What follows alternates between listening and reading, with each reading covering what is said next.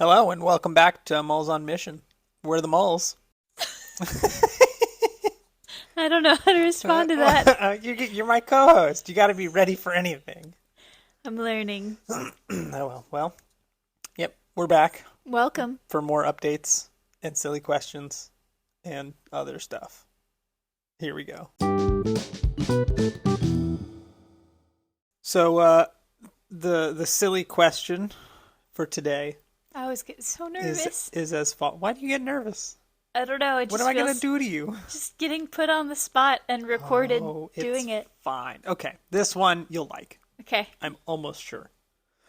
I need you to think of a song that anytime you hear this song, like brings you back immediately to a time in your life or like an activity you used to do listening to this song. Like, I just need a song that immediately evokes some nostalgia, and I need to know what that nostalgia is. Oh, man.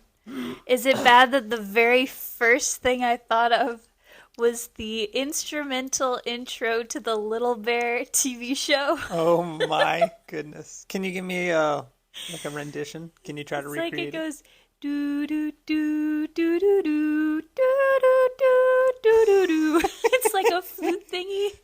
It's very pretty. Okay. What does that bring you back to? What memories does that evoke for you? So, we didn't watch Little Bear on, like, I don't remember what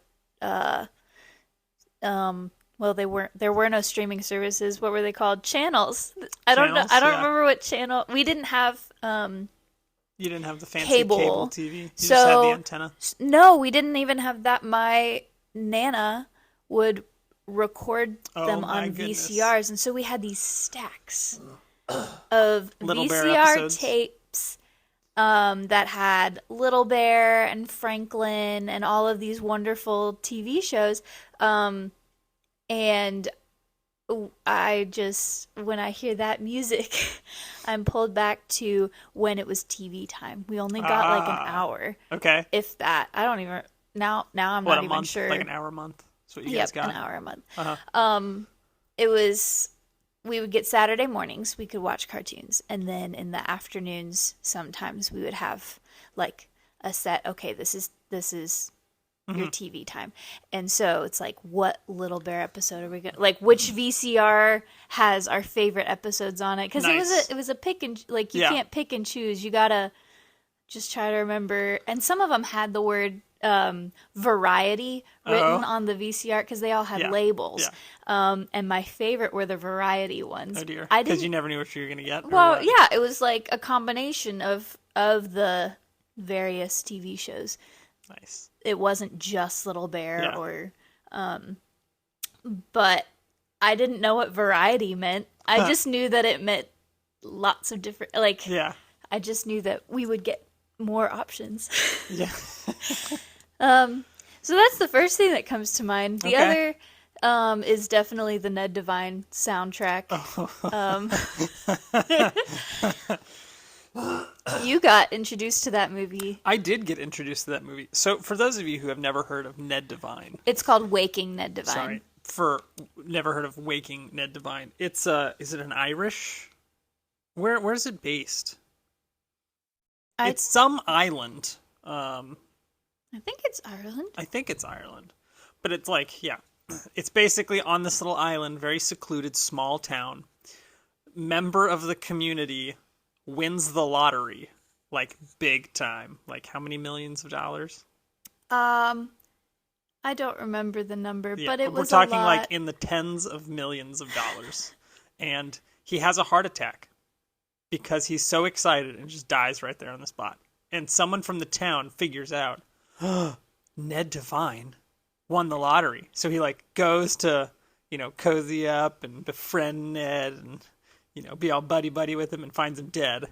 And so the town cooks up this plan to report that Ned Devine has won. Get like an inspector from the community to come out and verify. They've got to prove that Ned Devine. Yeah, won it and is in good health. Yeah. And is willing to take. So one of the members of the community pretends to be Ned Devine, and it's a very like slapstick, running around, trying to make it work, throwing it together last minute. Close calls. It's very funny. It's It but is there are pretty some funny. there are How some many years had it been since Oh. you guys watched it? I think we watched it well, okay, so just a little bit of Context, yeah. context. My nana had a CD of the soundtrack, which is beautiful. Oh, yeah. Lots Awesome of music. very rich Irish music. Yeah. And we would listen to that whenever we were in the car with her. Our favorite song was The Parting Glass. Yep. But there were several like And just songs that we context really loved. on my end. Anna's talked about these cousin camps. She and all of her cousins and sisters used to do every year that Nana would put on out at the lake house. And in my mind, I'm like, oh, what a wholesome thing that all these kids are getting together and doing. And then they all still get together and can all sing Parting Glass, which is an Irish drinking song. Okay, most people know Parting Glass though, because Ed Sheeran made a recording of that Oh, one. did he? But we did learn some drinking songs while we were at. There was no cousin camp. drinking, but they just learned the drinking songs. I mean, they might have been sugared up on Mountain Dew or something, but Yeah, so I don't even remember. I feel like I remember listening to those before cousin camp was a thing. Like this album was a staple in our family. It was just that's what we listened to in the car with Nana. Yeah. Like I feel like I remember being picked up from the airport when we would come to visit oh wow. Florida and listening to that while sucking on a blue raspberry dum dum Nice. lollipop. More nostalgia. Yep. But Yep. that album, then she showed us the movie because Yeah. you don't remember all of the Yeah. So how many years had it been? okay, Because I just watched it this last Christmas with all the cousins and everybody. Yeah, I think I was probably middle school Okay. The when we last watched time. it the last time. So we're talking what? 12, 13 years? Something like that. Yeah. So it's been a minute since these wee little kids have seen this movie. And you know, it's like any other movie that you saw as a kid and then you see as an adult and you're like, wow, there were definitely things in that I did not realize at the time. And so it was delightful for me to get to feel like in some way I was there watching it with them all for the first time. Because there were definitely some revelations that came in that movie that everyone's like, whoa! Yep. And there were some moments. Well, there were some moments that stick with you from the first time watching it. Yep. But then there are others that we were definitely like, what is this Yeah. movie? So You, yeah. you mean that- like the scene where... Yes, that one. Okay, good. Absolutely. Age warning, don't show your little children this movie, perhaps. Yeah, But, you know, it's a parental discretion advised. advised. Yeah. Maybe some screening Yeah. first, pre-screening. Anyway, the soundtrack does not pull me back to the movie at all. Yeah. It pulls me back to cousin camps Yes. and riding in the car with my nana and And your eating blue raspberry dum-dum. dum-dums. Yep. She always had lollipops in her purse. Nice. So, That's good. yeah, those are That's really good. those are some of my childhood Yeah. nostalgia. Awesome. Yeah, now it's your turn. Now it's my turn. Okay. So there were two that immediately came to mind. One, so when I was, I guess this would have been middle school or something like that, I had a trampoline. And I was the primary user of said trampoline in my household. I was not the only user, but I was definitely the primary user. I loved this trampoline. I would go on the trampoline for like an hour, minimum, every day, including midsummer. And I had my boombox, which I would like hook an extension cord to the house, bring it out by the trampoline. And How old are you at this point? I don't. Middle school. Yeah. Yeah. And I'd just jump and listen to music. And I would listen to the Joy FM or the Spirit FM. And I ended up winning a CD on a call-in. Like they said, oh, we're doing a call-in. So I ran inside, called the number, won this CD, and it was like, this CD was probably my exposure to rock music, and I quite enjoy rock music. Not like the death metal stuff. I don't like that stuff. But just like, good rock music. This CD was my introduction, and the band was called Day of Fire. And I listened to that album probably for like 2 summers on the trampoline, just listening to like the one album I owned. How many songs on this album? Like 7? Yeah, there's probably like 7 or 8 songs. Yeah. Yeah. I think one of the songs was Chasing Time. And I mean, I could probably still sing most of those songs if you started playing them for me. So that definitely brings me back to, the younger days, the younger carefree days, just me and my trampoline in the backyard. Yeah. The second one, I think this would have been probably the same year that my little brother was in the hospital over the summer, and I'm just at the house with nothing to do because parents are taking care of him, and like they're doing what they need to do to keep the ship running, to keep everybody fed, to keep everyone alive. And I'm at the house, and I had a iPod Touch. Ooh. Yeah, I was bougie. I think it was one of my friends' iPod Touch that I bought off of them or something. But I had, this was the days when Angry Birds first came out. Ah. And I had Angry Birds. And Anna knows this about me. Not everybody knows this. But if I find something I like, I can just listen to that thing until, like, the heat death of the universe. Like, I can just listen to that thing non-stop. Yeah. And I listened to a song called Trinity by Paper Tongues. Just one song. I would listen to that on repeat while playing Angry Birds. So anytime you hear Trinity, you think, red bird in a slingshot. Laying on the futon that was my bed, but in the couch position, laying there, playing Angry Birds, listening to this song on repeat. Did it help your Angry Bird game?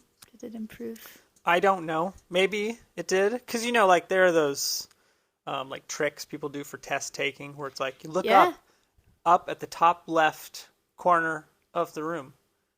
And if you just keep doing that while you're memorizing stuff, that's like a trick to... Yeah, chew a specific flavor of gum and then chew that during the test and it'll bring stuff back. Yeah. Maybe it was like that. And I just happened to be playing like the BPM of the song, launching my little birds. I don't know. But yeah, I definitely remember that. I would have been like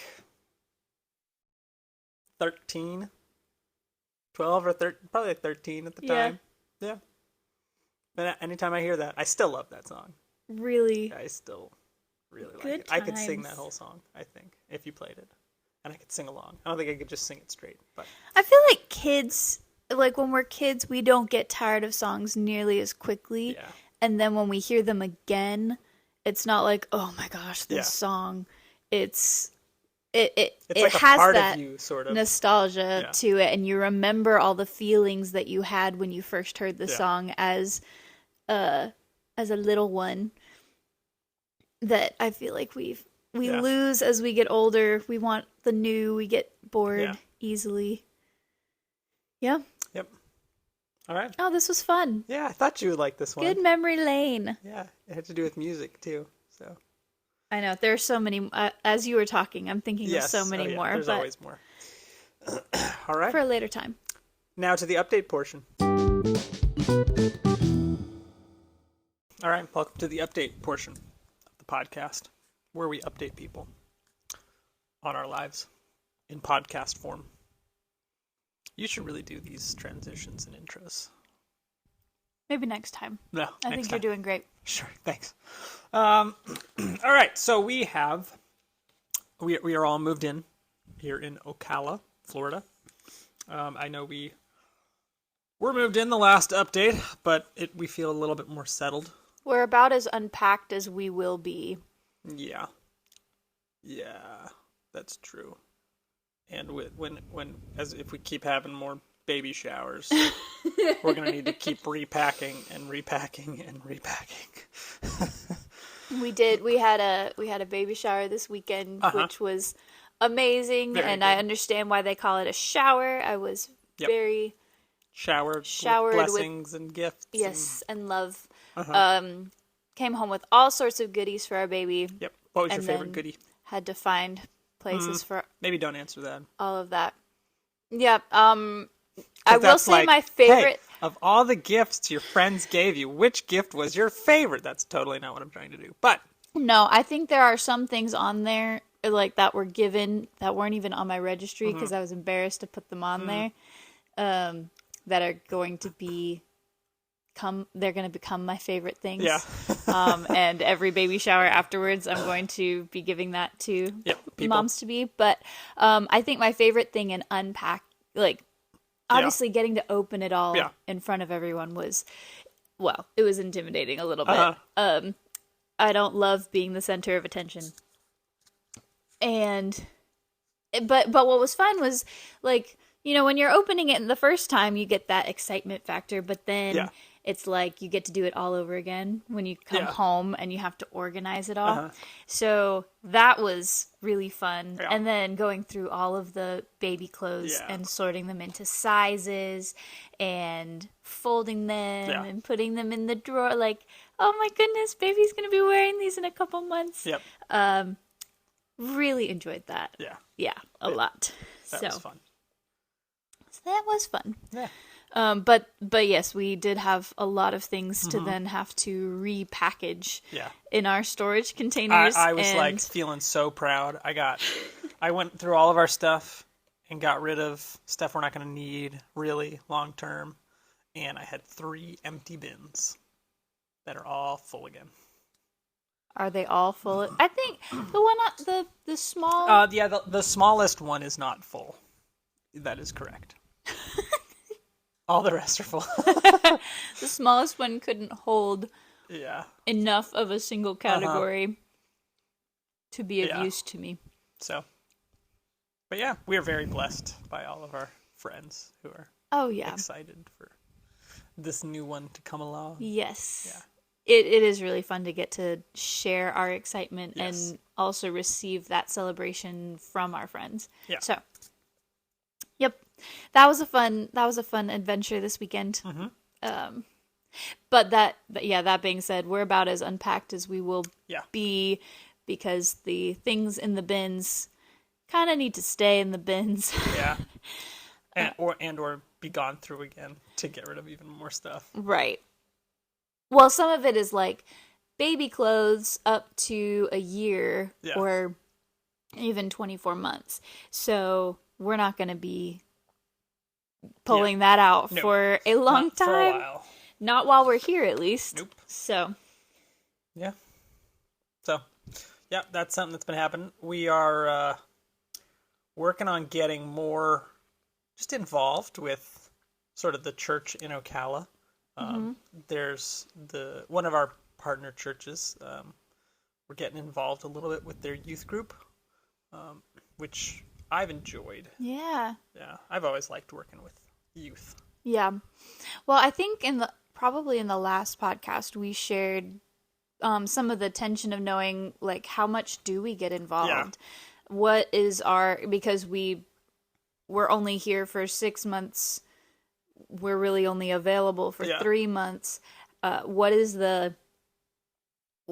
where do we put our priorities? Like, is it really worth it to invest and through prayer, through some counsel, and just through our desire to make connections and to serve, we did ultimately decide we wanted to be as involved as we can, even if it is for a short amount of time, because God's put us here for now, and what time we have now to act. Like we're not guaranteed tomorrow necessarily, so choosing to do with the time that we have whatever we can, however we are able, I Yeah. think that was where we ultimately landed. Yeah. So just an update from the previous episode's questions. Yeah. And it's still hard sometimes to realize Yeah. like we're cultivating these friendships that we're We're not going to going be to here be to, in some ways, see the fruit of Yeah. necessarily. Yeah. Like if we're using crop type language, it's like we will till the soil, we will plant, and then we will move. So yeah, And from a ministry or from a serving standpoint, yeah, all of these youth, yeah. they're not, they're gonna grow and change, and we Yep. won't be around to see that. But what we can do now Yeah.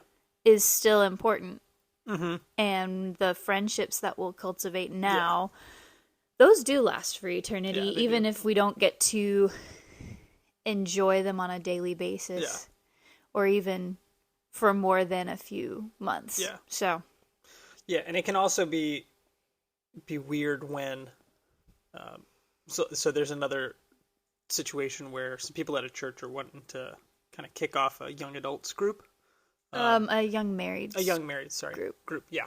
And that they approached us about wanting to be involved in kind of making it happen. And so it's like when that stuff is like it feels like, oh, if I want to be a part, it needs to all start right now. And it's like, oh, we're planning it 3 weeks out, 4 weeks out. And so it's like, how much effort emotionally, like you start weighing that, like, do I want to put a lot of effort into this if I'm only going to be around for a couple months? Or, I mean, that's a perspective that's easy to pick up. There's another perspective which is like, could I help establish something that will keep going after, that will connect people and people from different churches, so that they can keep building one another up in the faith and keep relationships going. And when you picture it as like, oh, I can help plant something that's going to potentially prosper for people long after I'm gone. I mean, that's very motivating for me. Yeah. And that's, I think, in some ways, kind of the outlook we are going to be picking up, even helping with Bible translation work. Yeah. Because it's like, we're not necessarily going to be the ones to tell people, like, this is exactly how you live out this faith now that you have a Bible. We get to be a part of the giving them a resource. And then we get to, like, we might get to see from afar, oh, this is what fruit it produces in this or that community in the future. It actually kind of highlights how there is a very human tendency to turn ministry selfish. Oh, yeah. What can I do? How can I be a part? Where's the I benefit plug for in? me? Well, yeah, but even like, can I make something happen? Yeah. Can God use me? Yeah. And while you were talking, it kind of brings to mind Mike Donaghy, who's the lead singer of 10th Avenue North band. Yep. He shares really cool short devotionals, and one of them that he was sharing about was his tendency, like, Lord, use me. Yeah. That prayer. It's like, what if our prayer was not, Lord, use me, but Lord, have your way, and if you can, like, if you can incorporate me, if I'm the one you want to use, I praise you. And if you want to use that person over there and not use me, I praise you. Like, God, have your way. God, accomplish your will.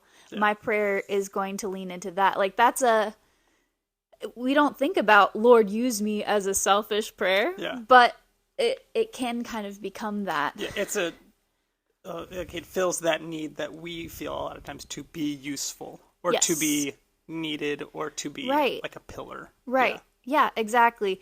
And we forget that God using us is a gift. Oh, yeah. He doesn't need us at all. And so it turns it into something that is both humbling, but also enabling us to celebrate when God uses somebody else. Yeah. And we don't feel like I feel like when I see somebody being used by God, especially in a capacity that I'm Yeah. also gifted in or Yeah. interested in or desiring to be a part of, when I see God using someone else and not me, it becomes about me again. Oh, where am I falling short? Yeah. So, Why like, why isn't didn't God I get that why opportunity? didn't, instead of celebrating, like, look what God is doing Yeah. through his people, Yeah. and that celebration that I think leads to unity. Yeah. So anyway, I feel like I rambled a little bit, but No, this whole that's really good. situation of learning, like, oh, we can only plug in for a little while, Yeah. but it is a gift Yeah. to get to be a part of something that God might start rolling and we might not ever see Yeah. or experience the fruit from. However, right now is, Yeah. yeah, it's a chance to walk in humility and also, yeah, just to be a part and Yeah. celebrate when we see it from afar. Yeah. Yeah, and I know for me, a lot of times, like, that I don't know where this necessarily comes from, but I have identity built up in just being useful and Oh yeah. having an effect and producing something. I mean, I don't know if you listeners realize, but I've done a lot of writing since I've been here, partially because I'm bored, but partially because, I mean, my life has just changed a lot.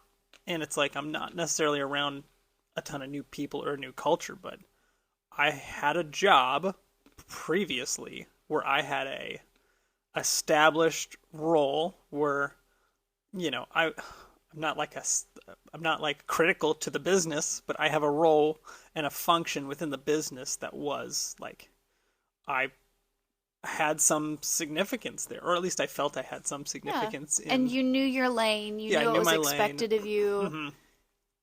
You also had measurable. Yes, there's like, I know what this project needs to get done. I know when it's done. I feel a sense of accomplishment when each project gets finished. And now I've just completely changed jobs where I'm, mostly working from home. I don't know what a project looks like, is because it's all relational. I'm talking to people, I'm establishing relationships with churches, and it's just totally different for me. And that's been a tough transition of just, how do I measure sort of myself and my output, because I've been so used to measuring my output based on how quickly and efficiently I can get a thing done. Yeah. And that has been a hard transition for me too. Well, psychologically, there's a reason checklists are so efficient. Yeah. You get a little burst of dopamine when you're able to check off something as done. And there's something very healthy about that, and it motivates you to keep going and to accomplish things instead of just sitting and twiddling your thumbs scrolling Instagram. But the relationship part of our new life here is, while it's it is healthy, it's beautiful, it's rewarding. Yeah. There isn't an end point. Yeah. And it's especially uncomfortable. There's not like I did relationship today. Check. Yeah. Moving on to the next thing.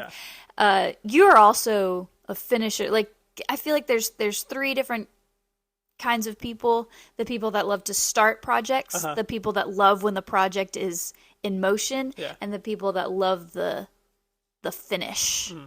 Like, where do you get the most enjoyment? I think we can get enjoyment out of all of them, but there are those that just get a thrill starting it. Yeah.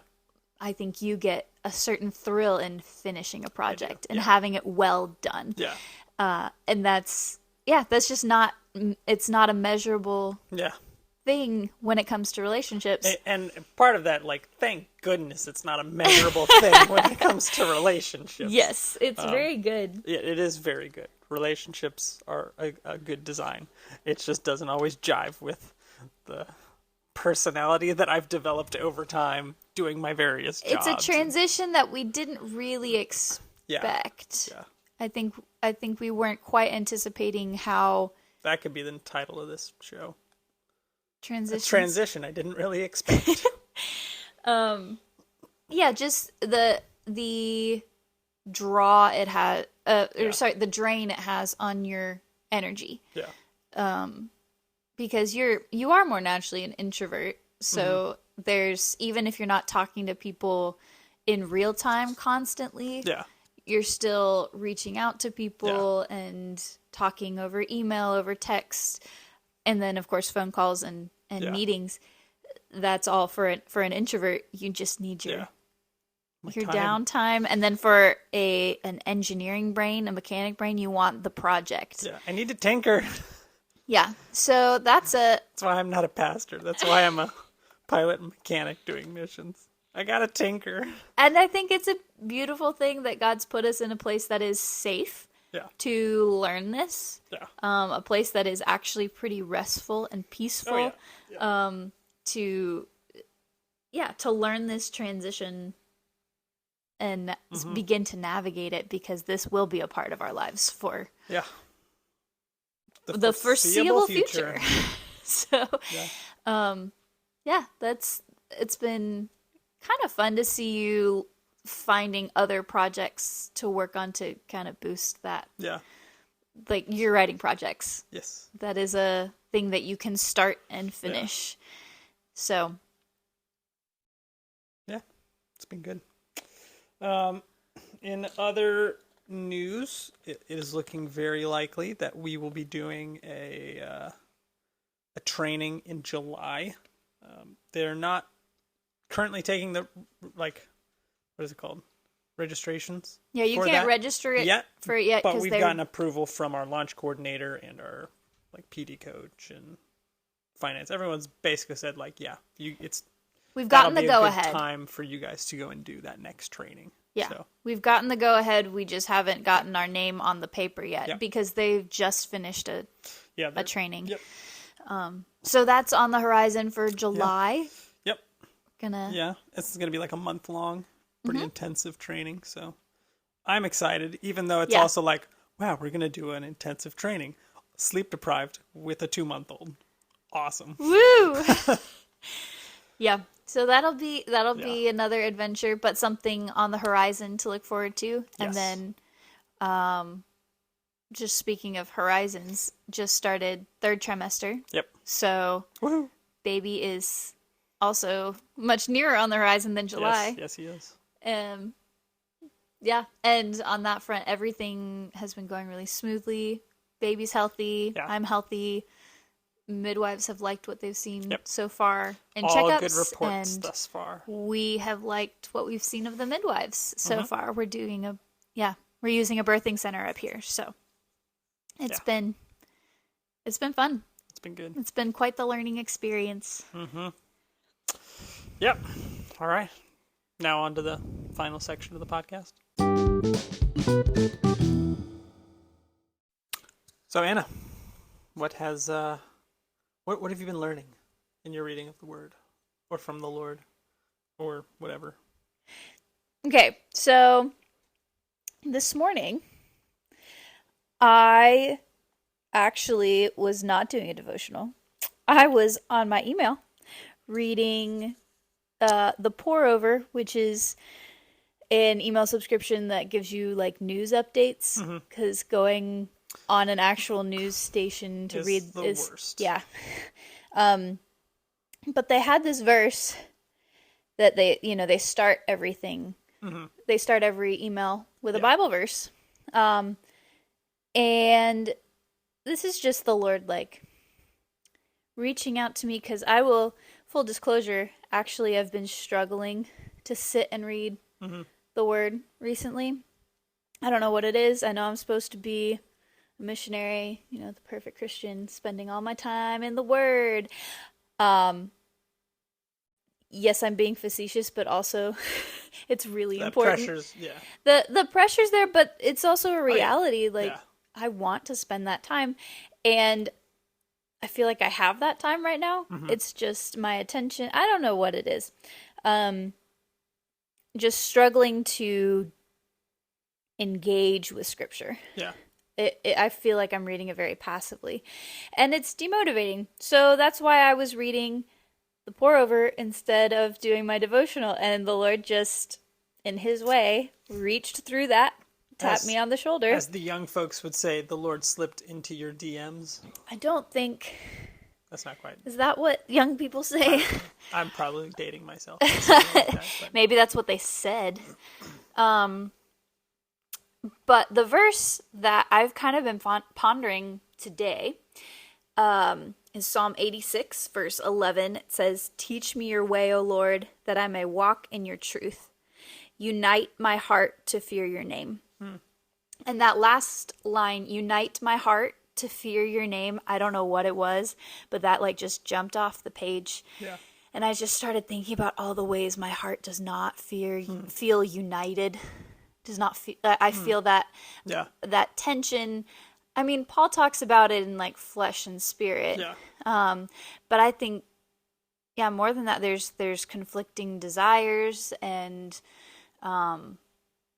like my deep desire is to engage with Scripture, is to meet with the Lord and just spend time in His presence. I know that's what I need, and it is what I want, and yet there's part of me, there's so many parts of my heart actually that feel ununited with disjointed with that desire. And just seeing it in Scripture as a prayer, unite my heart. It took some of the pressure off of me. It feels like I've got all these strings I'm trying to pull my heart into alignment, when Scripture is holding out like the Lord can do that unification in my own heart. So it's been a good day of reflection of where is it that I need to press into prayer for unity in my own heart? Where is it that I am indulging the disunity and acting upon the parts of my heart that are not in line with its true desires in the Holy Spirit? And also recognizing that there is that part of my heart that does desire to fear the Lord, that truly does fear the Lord. So anyway, that's kind of been where I've just been sitting today. Again, that's Psalm 86, verse 11. The whole psalm is beautiful. And I just have a feeling like I'm going to be here for a little while. In all of these verses. But yeah, that's kind of where I've been. So cool. A little bit of confession time there, but it's beautiful when the God of the universe takes the time to send you an email. Send me an email to grab my attention. Yeah, that's good. That's awesome. So what about you?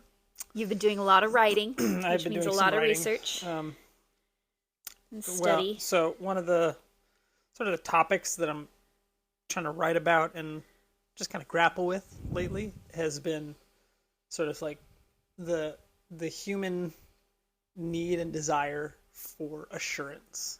And I guess you could say there's multiple ways that the term assurance is conceived of. One being like, I can determine the outcome of a thing, or the outcome of a thing is like sure and provable, and like there's no possibility of anything other than that coming about. And like I know in my own heart, like I want to know that things work out in certain ways, It's like reading the end of the the end of the book to make sure. Or not even the end of the book, just like skimming to the end of the chapter when there's tension, just to make sure everything evens out. Yeah, and I totally recognize that in myself. One, I mean, in this process, there's a timeline for us to finish fundraising and go start our work on the missions field. And it's like, is it all going to work out in time? Is everything going to come together the right way? I have no way of seeing the future or proving that it works, or even like I am not powerful enough to make all those things happen. And that puts me in a place where I feel vulnerable at times. It's like, am I putting all this effort in for nothing? Will this or that situation work out? And so I've been really in the story of Jacob a lot for the past week. Just seeing, like, before he was born, the Lord had said of him that he would be like the child of the blessing. Like, he has done nothing at this point. He has no ability, no power. He is not even conceived. And it's the younger will be the child of the blessing. And then you just see in his life every situation where it's like, oh, but my older brother Esau, if things work out the way they normally work out, he'll get the blessing. So I need to cheat him out of the blessing, Take matters selling in my the own hands. food, tricking my father. Like, I need to make certain that I get this outcome in my life. And then you see him, like, you see those plans in those early days cause a lot of enmity between he and his brother, kind of riffing off the Cain and Abel story where the Lord said, I approve of Abel. I want my blessing to go on Abel. And then that caused tension between brothers. And I mean, the same thing. The younger brother was going to get the blessing. And the younger brother then tricked for the blessing, though, as opposed to Abel, who was righteous and doing things well. Jacob is the trickster. Yeah. And it causes enmity between brothers. And he runs. And then he gets a taste of his own medicine when he goes to the house of Laban. Mm-hmm. And then he starts a long con on Laban to get all the flocks for himself. And like, you just see this struggle, not just in Jacob's story, but in the characters around him, where they see, oh, there's a blessing. Laban sees, oh, Jacob's blessed. I need to trick him to keep him with me as long as possible so that I can maintain and assure that I get this blessing. Because the flocks are growing under Jacob. I need to trick him at the expense of my daughters to make sure he stays longer. Yeah. And I keep getting that blessing. And you see Jacob with Laban. Oh, I've made his flocks great. I don't have anything. Where's my inheritance? Where's my blessing? I need to now trick Laban at the expense of his son's inheritance. Like, Laban's sons, they had a much weaker flock at the end. Mm-hmm. And you just see them acting as if, like, the blessings of the Lord, his abundance, is a very limited and tight, precious resource that you have to fight one another to maintain.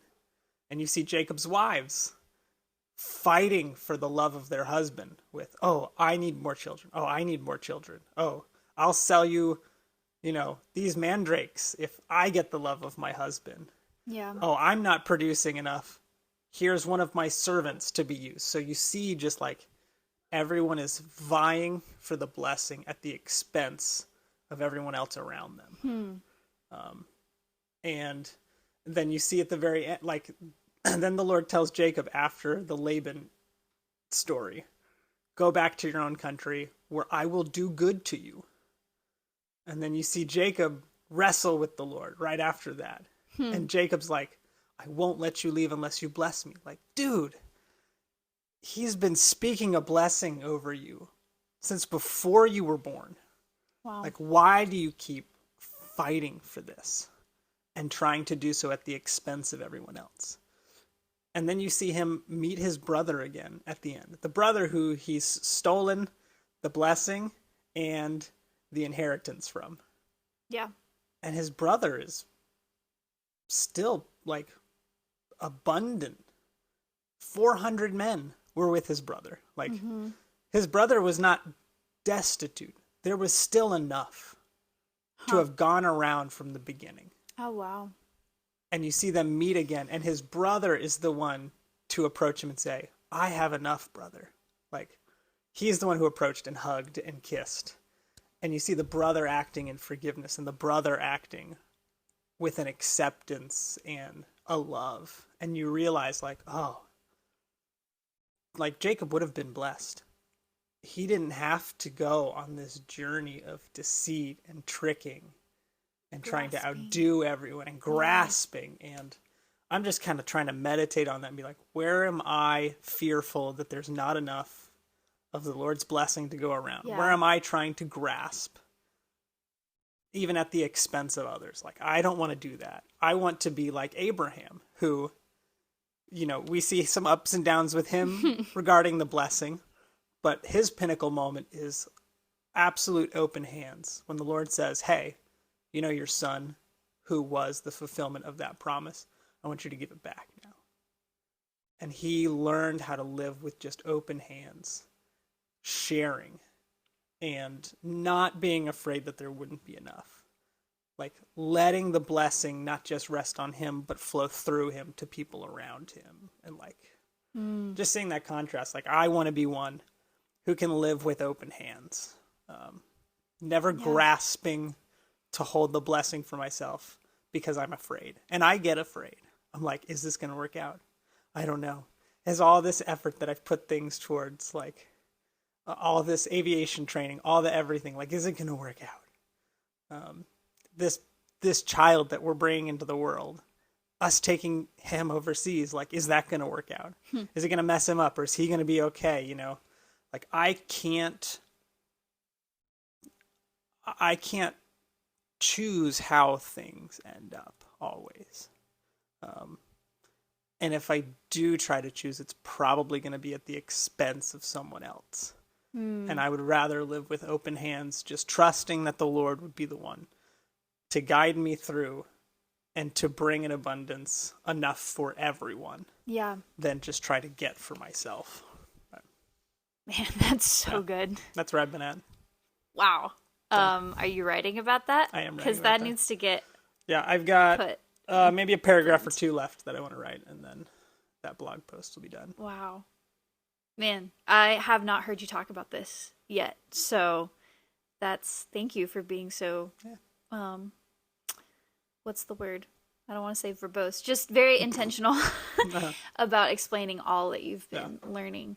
One thing that I like that you were saying, like, learning how to trust. One of the things that about assurance, we do have certain assurances. Yes. We have assurance that the Lord is good. Oh, yeah. And will do good. Yep. Now that kind of assurance doesn't mean that everything is going to work out how I want it to. Yeah. And it's a very long game assurance. Yeah. It's an assurance that covers everything. Yeah. But there are those ups and downs. So it's also an assurance that I can't control. Right. Which is a slightly different kind of assurance. Be assured that I am God and you are not. Oh, well, okay. Yeah. Yeah. It's wild. So, that's what we've been learning.